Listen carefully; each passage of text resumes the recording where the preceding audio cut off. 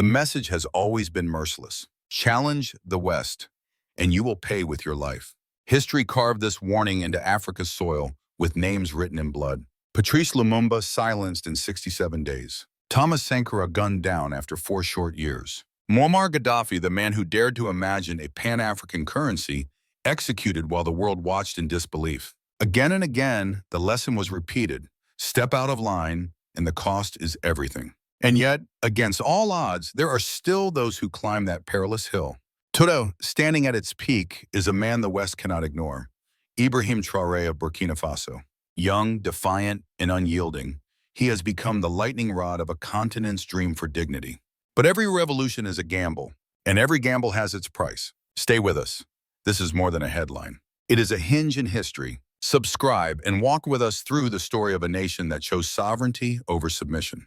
The question is not only whether one man can change the course of his country, but whether his defiance can ignite a movement powerful enough to reshape Africa's future. But can this revolution outlast the storm gathering around it? The seeds of revolution are never planted in comfort. They grow in dust, watered by frustration, and nurtured by the calloused hands of those who refuse to surrender. For Burkina Faso, the soil was fertile with discontent long before Ibrahim Traoré emerged as its most defiant son. In the years after 2015, the nation found itself bleeding from wounds inflicted by enemies both within and beyond. Terrorist attacks swept through schools, markets, and mosques, tearing apart the fragile fabric of daily life. Families abandoned villages where generations had lived. Teachers closed their books, health workers packed their bags, and elders who once ruled with respect saw their authority dissolve into the smoke of bombed-out homes. By the end of the decade, over 1 million Burkinabe had fled their homes. Each passing year brought statistics more harrowing than the last. And yet, in the same breath, foreign companies dug deeper into the earth, extracting over 60 tons of gold annually. The paradox was cruel. As glittering bars of gold traveled north to European markets, Burkina Faso's Human Development Index plummeted, ranking 182nd out of 189 countries. Life expectancy hovered at 61 years. Only a third of the population had clean water to drink. The land was rich, but the people were poor. Among the officers stationed in the north was a young captain named Ibrahim Traoré. He saw the contradictions firsthand. French soldiers patrolled the mining belts with vigilance, while villages nearby burned to the ground. Intelligence was shared selectively, decisions were made by foreign advisors, and local commanders were treated as spectators in their own war. For Ibrahim, the humiliation was as clear as the dust storms that swept across the Sahel. Sovereignty was a mirage. By 2021, anger spilled onto the streets. The people demanded change, chanting for President Rochmark Christian Kabore to step down. He had followed the international playbook: aid packages, reform programs, security partnerships, yet insecurity only worsened. Corruption and paralysis gnawed at the state's authority. It seemed Burkina Faso had become a nation governed more by foreign ambassadors than by its own leaders. Then came January 2022. Lieutenant Colonel Paul-Henri Sandaogo Damiba staged a coup, promising to restore dignity and reclaim sovereignty.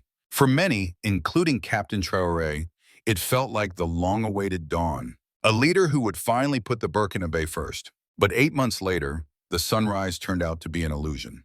Damiba kept the same alliances, accepted the same instructions, and deferred to the same foreign advisors. The cycle of dependency continued, as if written into the country's constitution. For Traoré, it was déjà vu. He had read this script too many times. African leaders rise with fiery promises, only to fall silent under the weight of foreign influence. The breaking point came one night in late September 2022 during a security briefing. Damiba once again turned to French advisors for strategic direction. At that moment, Traoré realized the truth. Faces at the top may change, but the puppet strings remained intact. That night, he gathered fellow officers who shared the same disillusionment. They had buried comrades killed in battles fought more for mining interests than for national defense. They had watched villages collapse under the pressure of militants, while international partners boasted about counterterrorism successes. They had seen enough. On the morning of 30 September 2022, explosions shook Ouagadougou. Gunfire cracked the dawn air.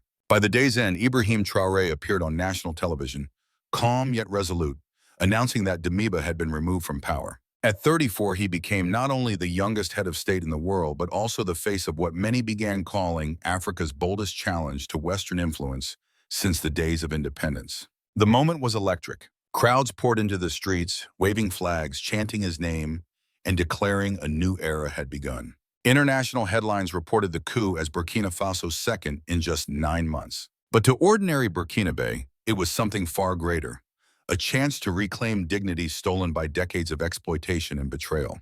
In those early days, Traore understood the weight of history on his shoulders. He was not just seizing power, he was confronting a system older than his nation's independence, one that had silenced Sankara, undermined Gaddafi, and punished any African leader who dared to dream beyond the limits imposed by foreign capitals. The road ahead would be steep, uncertain, and dangerous. But for the first time in a generation, hope flickered. The soil was cracked, but a seed had been planted. But the storm was only just beginning. Revolutions are not measured by the day they begin, but by the choices that follow. For Ibrahim Traoré, the coup of September 2022 was only the opening act. The true drama unfolded in the months that came after, when he made decisions that shook the foundations of Africa's post-colonial order. His first thunderclap came in December 22. In a speech broadcast to the nation, Traoré demanded the immediate withdrawal of French troops from Burkina Faso. For decades, their presence had been justified as a guarantee of stability. Yet to many Burkinabe, they were the guardians of mining interests, not of human lives. With that single move, Traoré tore down the psychological symbol of subordination that had lingered since independence. The expulsion was not just military, it was a declaration of emancipation. The reaction was explosive. In Ouagadougou, thousands celebrated in the streets, chanting that their country was finally free. Across Africa, young people from Dakar to Nairobi shared the news online, framing Traoré as the first leader of his generation to say no and mean it. Western capitals, however, reacted with alarm. French officials condemned the decision as reckless. European media portrayed him as a reckless populist gambling with his nation's security. American diplomats whispered about authoritarian drift. But inside Burkina Faso, a new spirit had been awakened. Sovereignty was no longer a dream, but a demand. Traoré did not stop there. He began building new partnerships, turning to powers that promised cooperation without lectures. Russian advisors arrived in Ouagadougou to provide training and equipment. Chinese firms were invited to bid on infrastructure projects once reserved for European companies. Iranian experts offered to help in agriculture and food processing. Each deal carried risks, but the symbolism mattered. Burkina Faso would no longer be chained to its former masters. Meanwhile, in Mali and Niger, fellow military leaders Colonel Assimi Goïta and General Abdourahmane Tiani echoed his rhetoric. Together, the three countries formed the Alliance of Sahel States, pledging intelligence sharing, joint operations, and even discussions of economic integration. For the first time since independence, Francophone Africa seemed to be drawing a new map, one not drawn in Paris, Brussels, or Washington. This continental momentum electrified Pan-African conferences. When Traoré walked on stage, audiences rose to their feet. His words about dignity, self-reliance, and sovereignty drew standing ovations. He did not speak the language of dependency. He spoke as if Africa was finally ready to stand tall. But the louder his voice grew, the sharper the knives drawn against him. Western think tanks began releasing reports warning of a contagion effect. The European Union imposed sanctions on Burkina Faso and its Sahel partners. The United States raised concerns over democratic backsliding. International media painted a darker picture. Headlines fixated on his decision to extend military rule until 2029, portraying him not as a liberator, but as another strongman in camouflage. The clash was not only about power, but about narrative. In Ouagadougou, the story was one of dignity restored. In Paris, London, and Washington, it was the story of a young radical endangering stability. Each sanction, each critical headline, each stern lecture from foreign ambassadors seemed only to strengthen his support at home. To many Africans, the hostility of the West was proof that Traoré was on the right path. And yet, revolutions are fragile. Popular approval is fuel, but fuel burns quickly. While the streets erupted in celebration, the realities of governance were more difficult. Terrorist groups still prowled the Sahel. Economic isolation loomed. The promises of new partnerships had yet to deliver tangible relief. For all his fiery speeches, Traoré would soon face the hardest test of all, whether words could become solutions. But for a fleeting moment, in late 2022 and early 2023, the atmosphere across Africa was electric. Against the weight of history, one man had defied the script. Against decades of silence, one voice had become impossible to ignore. The louder his voice, the sharper the knives drawn against him. Revolutions burn brightest in their first moments. Crowds fill the squares, flags rise high, chants echo into the night. But after the celebrations fade, the harder work begins. For Ibrahim Traoré, the months after the coup revealed that dismantling the old order was easier than building a new one. Burkina Faso remained under siege. Terrorist attacks surged across the north and east, leaving towns abandoned and roads unsafe. From January 2022 to the end of 2024, the death toll doubled, with thousands more lives lost. Militants targeted schools, markets, and clinics, ensuring that even daily routines carried the shadow of fear. Over 2 million Burkinabe, nearly 1 in 10 citizens, were forced to flee their homes. In displacement camps, children grew up without classrooms, mothers without clinics, fathers without work. The human cost of instability was staggering. The withdrawal of French troops, while celebrated as a victory of sovereignty, left critical gaps in security. Russian advisors arrived, but their numbers were limited. Chinese and Iranian projects focused on long-term infrastructure, not immediate protection. The Burkinabe army, though motivated, was stretched thin and poorly equipped. Each new attack fueled critics who claimed that Traoré's fiery speeches had weakened the nation's defenses rather than strengthened them. Economically, the picture was no less grim. Despite renegotiating mining contracts, gold remained the backbone of Burkina Faso's economy. The dream of diversification was slow to materialize. Youth unemployment stayed high, leaving thousands of restless graduates with no path forward. Skilled professionals, the doctors, engineers, and teachers needed to rebuild, began leaving for safer and wealthier neighbors. This brain drain hollowed out the very capacity the country needed most. And yet, within these hardships, Traoré framed a larger story. He reminded his people that independence had never been granted. It had always been seized. Breaking free from neo-colonial ties, he argued, was like tearing out the roots of a tree long strangled by weeds. The soil would be disturbed, the branches weakened, but only then could new growth emerge. His message was that suffering was not a sign of failure, but proof of authenticity. If it were easy, he told them, it would have been done long ago. This framing resonated with many. To his supporters, the sacrifices were part of a generational struggle.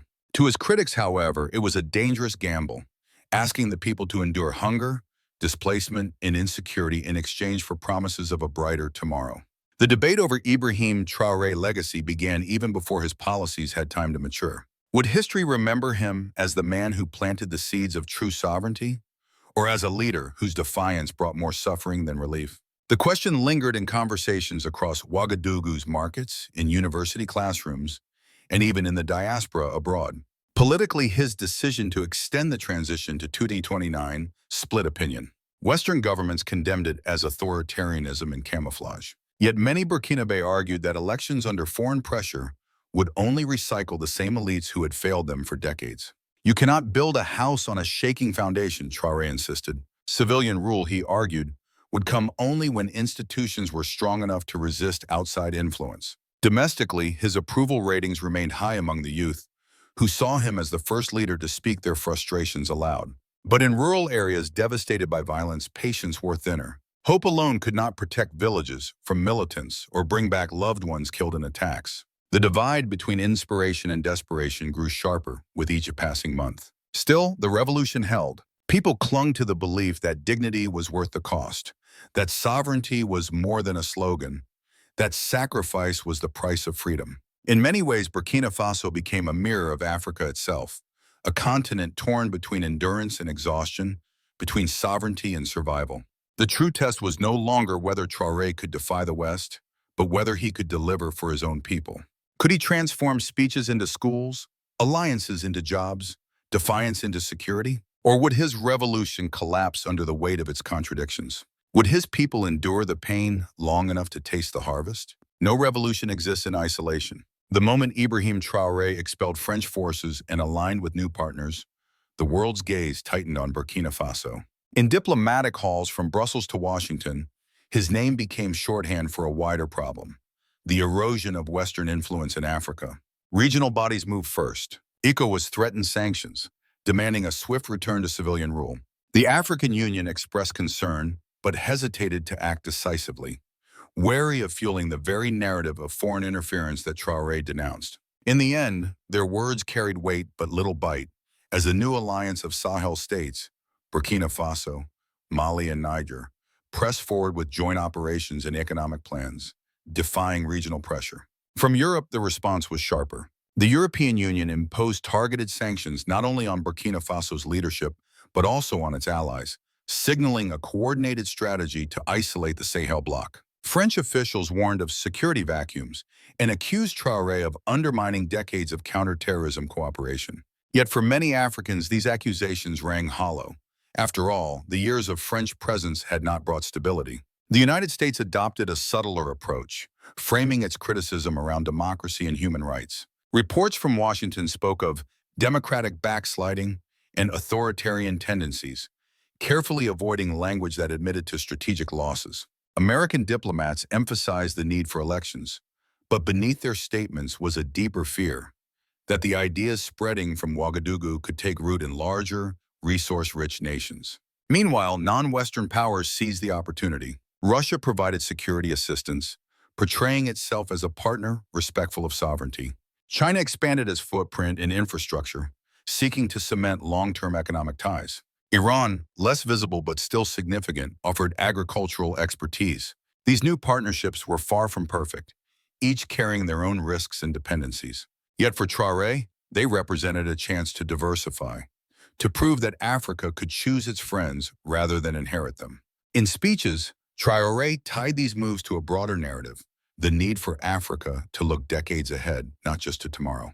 He spoke of a horizon he called the Ibrahim Traoré Vision 2050, a continent where sovereignty, dignity, and economic self-sufficiency were no longer ideals but realities. It was a vision that resonated powerfully among young Africans who had grown tired of cycles of aid dependency and broken promises. But visions alone could not erase the pressure. Sanctions strained the economy. Isolation reduced investment. Western media continued to frame Traoré as a reckless, strongman, a danger not just to Burkina Faso but to the continent's stability. Each article, each televised report, reinforced the divide between how he was seen abroad and how he was celebrated at home. The global stage had become a battlefield of narratives. To the West, he was a threat to order. To his supporters, he was the voice of dignity long suppressed. But in between these two visions lay the harsh question: could the dream of sovereignty survive under the weight of international opposition? The world was no longer just watching, it was intervening. The measure of a revolution is not in the chants that echoed during its birth, but in the silence that follows when the crowd disperses and the work of rebuilding begins. For Ibrahim Traoré and Burkina Faso, the road ahead is both promise and peril, illuminated by hope, yet shadowed by uncertainty. Three paths stretch before the nation. The first is the road of consolidation. If the alliance of Sahel states deepens, if mining revenues are channeled into infrastructure, if local industries rise to process gold, cotton, and agricultural produce, Burkina Faso could stand as the seat of a broader African awakening. This path would not only fortify security, but also plant the foundations of a self-sufficient economy. A success here would inspire leaders far beyond Ouagadougou, proving that dignity can feed both bellies and dreams. The second path is collapse. Revolutions burn fiercely, but flames consume as easily as they illuminate. If insecurity worsens, if economic isolation tightens its grip, if young Burkinabe continue to flee in search of better lives abroad, then hope could curdle into despair. In this scenario, Traoré's leadership would be remembered not for sovereignty, but for suffering, a reminder that defiance alone cannot sustain a nation. And then there is the third path, survival through balance. A future where Burkina Faso remains defiant yet pragmatic, slowly weaving new alliances while managing the hardships of transition. This path would not deliver miracles, but it might buy time, enough time to transform fiery rhetoric into lasting institutions. Here, the measure of success would not be immediate prosperity, but endurance. At the heart of all these paths lies a question larger than Burkina Faso. What is the cost of true independence in the 21st century? Traoré argues that dignity cannot be measured in GDP alone, that sovereignty is worth the suffering it demands. Yet the burden falls on ordinary families who measure time not in speeches, but in meals missed, in schools closed, in loved ones lost to violence. Still, history whispers that no chain is broken without sacrifice. The ancestors of Burkina Faso built kingdoms and resisted empires long before colonial maps divided the Sahel. To many, Traoré's revolution is not an anomaly, but a continuation, another chapter in a story written by hands that refuse to be bound. For the young who raise his image high, the dream is clear, a continent free from dictates, where trade replaces aid and where pride outweighs pity. Whether this dream can survive the trials ahead remains uncertain. But one truth is undeniable. Burkina Faso has forced the world to look again at Africa, not as a continent waiting to be rescued, but as a people determined to shape their own destiny. And so the question lingers, can a single nation light a fire bright enough to guide a whole continent? Burkina Faso is small on the map, but in the theater of history, it has become a stage where the world's gaze is fixed. A landlocked nation with modest means has dared to defy the gravitational pull of dependency, and in doing so, it has reignited a question that has haunted Africa for generations.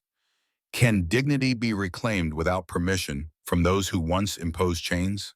Ibrahim Traoré's voice has carried further than his borders. His defiance resonates in villages across the Sahel, in youth gatherings in West Africa, even in university debates thousands of miles away. He does not promise miracles, he promises struggle. He does not guarantee comfort, he guarantees pride.